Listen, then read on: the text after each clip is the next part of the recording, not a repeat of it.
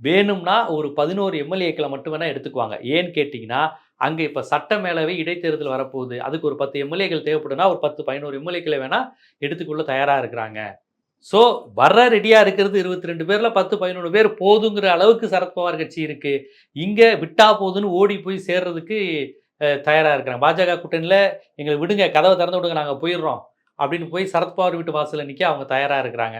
So தேர்தல் அரசியலிலும் தங்களுடைய எம்பிக்களை, தங்களது கூட்டணி கட்சியின் ஆதரவை, சட்டமன்ற உறுப்பினர்களின் எண்ணிக்கையை அவர்கள் இழக்கப் போகிறார்கள். பெரிய அளவில் செல்வாக்கு அவர்களுக்கு இல்லை அப்படிங்கிற நிலை தான் இன்றைய நிலையில் இருக்கிறது. இந்த நிலையில் கருத்தியல் ரீதியாவும் அந்த நிலை தான் இருக்கு. கருத்தியல் ரீதியாவும் மனுஸ்மிருதியெல்லாம் நாங்க ஏத்துக்க மாட்டோம். இந்த மண்ணுக்கும் மனுஸ்மிருதிக்கும் என்னங்க சம்மந்தம்? அப்படின்னு ஒரு மராத்திய உணர்வோடு அஜித் பவார் பேசும்போது, இந்துத்துவ கொள்கை கொண்ட பாஜகவால ஒண்ணும் செய்ய முடியல. ஏக்நாத் ஷிண்டே, சிவசேனாவால ஒண்ணும் செய்ய முடியாம அவர்களும் அதை வழிமொழிகிறார்கள். ஆம், மனுஸ்மிருதியை நாங்கள் சேர்க்க மாட்டோம்.